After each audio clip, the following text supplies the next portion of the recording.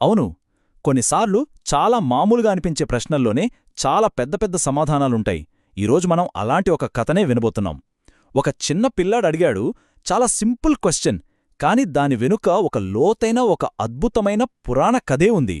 అసలా ప్రశ్న ఏంటంటే, చెట్టు ఎందుకు కదలదు? ఈ ప్రశ్న అడిగింది లక్కీ, ఒక చిన్న కుర్రాడు. వాళ్ళ తాతయ్యని అడిగాడన్మాట.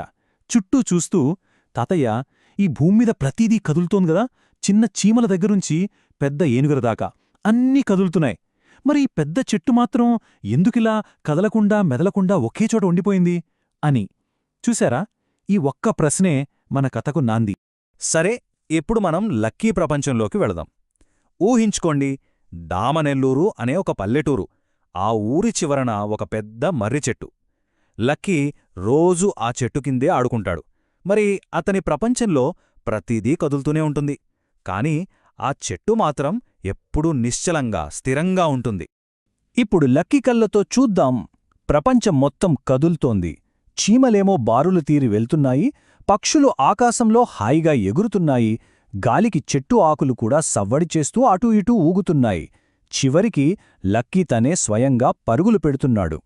ఇంత కదలిక మధ్యలో ఆ చెట్టు నిశ్శబ్దం, ఆ నిశ్చలత్వం అతనికి ఒక పెద్ద మిస్టరీలా అనిపించింది.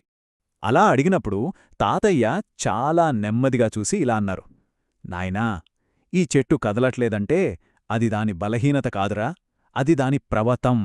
ఒక ప్రవతం అంటే ఒక ప్రమాణంలాంటిది. ఆ ఒక్క మాట లక్కీలో ఇంకా ఆసక్తిని పెంచేసింది. అసలు ఆ ప్రవతం ఏంటి? ఏంటా కథ?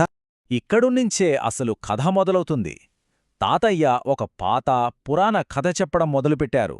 ఇది దేవలోకంలో మొదలైన ఒక కథ, ఒక యువదేవుడి త్యాగం గురించిన కథ. ఈ కథలోనే చెట్టు నిశ్చలత వెనుకున్న అసలు రహస్యం దాగుంది. అనగనగా దేవలోకంలో ఒక యువదేవుడుండేవాడు. అతని తల్లి ఎవరో తెలుసా? సాక్షాత్తు భూదేవి. మరి తండ్రి? ఆకాశదేవుడు. ఆయన ఎప్పుడూ దూరంగా, కాస్త గంభీరంగా ఉండేవాడు. కాని ఈ యువదేవుడి మనసంతా ఎప్పుడూ తన తల్లి భూదేవి దగ్గరే. ఆమెంటే అతనికి ప్రాణం. అలా ఉండగా ఒకరోజు భూలోకం నుంచి ఆర్తనాదాలు, ఏడుపులు దేవలోకం దాకా వినిపించాయి. భూమాత చాలా బాధపడుతోంది. ఆమె శరీరం పగుళ్లుబారుతోంది. నేలంతా కొట్టుకుపోతోంది. నదులు ఎండిపోతున్నాయి. భూమిమీద ఉన్న జీవరాశులన్నీ భయంతో కేకలు పెడుతున్నాయి.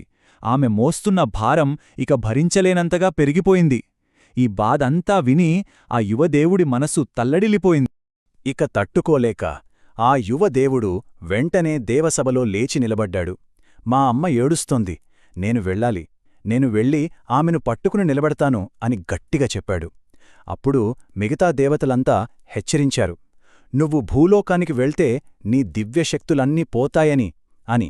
దానికి ఆ దేవుడు ఒక చిన్న చిరునవ్వు నవ్వి, అమ్మ కన్నీళ్లు తుడవడానికి శక్తులక్కర్లేదు, ఒక హృదయముంటే చాలు అని చెప్పి భూమమీదకు బయల్దేరాడు. అయితే తన కొడుకు అలా భూమిమీదకు వెళ్ళిపోవటం చూసిన తండ్రి ఆకాశదేవుడికి పట్టరాని కోపం వచ్చింది. దేవుడిగా పుట్టి భూమి బాధలో పాలు పంచుకోవటం ఏంటి అని గర్జించాడు. ఆ కోపంలోనే తన కొడుక్కి ఒక కఠోరమైన శాపమిచ్చాడు. ఆ శాపమేంటంటే, ఇకపై నువ్వు ఈ భూమిమీదే ఉండు, ఆమె పడే బాధలన్నీ చూస్తూ ఉండు. కాని నువ్వు మాట్లాడకూడదు, కదలకూడదు. బాధపడు, కాని ఆమెను విడిచి మాత్రం ఎప్పటికీ వెళ్లకు, నీ సేవ ఆపొద్దు. ఇది ఒక రకంగా శాపం, ఇంకో రకంగా ఒక పెద్ద బాధ్యత. ఆ శాపం తగిలిన మరుక్షణమే ఆ యువ దేవుడి రూపం మారిపోవడం మొదలైంది. ఊహించుకోండి, అతని కాళ్ళు భూమిలోకి లోతుగా పాతుకుపోయి వేరులుగా మారాయి. చేతులు ఆకాశం వైపు చాచినట్టు కొమ్మల్లాగా పెరిగాయి. శరీరం మొత్తం గట్టి బెరడుతో కప్పబడిపోయింది. అలా అతను ఒక పెద్ద మహావృక్షంగా మారిపోయాడు. ఇప్పుడు మనకు అర్థమవుతోంది చెట్టు నిశ్చలత వెనుక ఉన్న అసలు రహస్యం. అది బలహీనత అస్సలు కాదు, అదొక త్యాగం, అదొక నిరంతర సేవ, తన తల్లి కోసం ఒక కొడుకు పడుతున్న తపన. ఆ చెట్టు ఏం చేస్తోందో చూడండి. తన వేర్లతో భూమాతను కిందకు కుంగిపోకుండా గట్టిగా పట్టుకుంది. తను ఎండలో మాడుతూ ప్రాణులన్నింటికీ నీడనిస్తోంది. వానలో తడుస్తూ ఎందరికో ఆశ్రయం కల్పిస్తోంది. మనం పీల్చే గాలిని శుభ్రం చేస్తోంది. బాటసారులకు తన పండ్లనిస్తోంది. పక్షులకు, జంతువులకు ఒక ఇల్లులా మారింది. తను బాధపడుతున్న సరే తన సేవను ఒక్కరోజు కూడా ఆపలేదు. అందుకే అంటారు, మనమెప్పుడైనా ఒక చెట్టు పక్కనుంచి వెళుతున్నప్పుడు గాలికి ఆకులు కదిలి ఒక సవ్వడి వస్తుంది గదా, అది ఆ దేవుడి స్వరమేనట. భయపడకు, నేనిక్కడే ఉన్నాను, నిన్ను పట్టుకొని ఉన్నాను అని భూమాతతో మనందరితో గుసగుసలాడుతున్నట్టే ఉంటుందట. చూశారా, ఈ కథ కేవలం ఒక చెట్టు గురించి మాత్రమే కాదు, అస్సలు బలం అంటే ఏంటి, దాని నిర్వచనం గురించిన కథ ఇది. కదలడమే బలం కాదు, కదలకుండా నిశ్చలంగా ఉండటంలో కూడా అపారమైన బలం, త్యాగం ఉంటాయని ఈ కథ మనకు నేర్పిస్తుంది. కథంతా విన్న తర్వాత లక్కీకి విషయమర్థమైంది. వాడు కాసేపు మౌనంగా ఉండిపోయి మెల్లగా అన్నాడు, తాతయ్య, అంటే చెట్టు కదలకపోయినా ఇంత పెద్ద పని చేస్తోందంటే కదలడం ఒక్కటే బలం కాదన్నమాట కదా? అద్భుతం! లక్కీ అసలు విషయాన్ని పట్టుకున్నాడు. దానికి తాతయ్య నవ్వి తలూపుతూ అన్నారు, కరెక్ట్గా చెప్పావురా, ఈ లోకంలో 2 రకాల బలాలుంటాయి. కొంతమంది ముందుకు పరిగెడుతూ ప్రపంచాన్ని నడిపిస్తారు.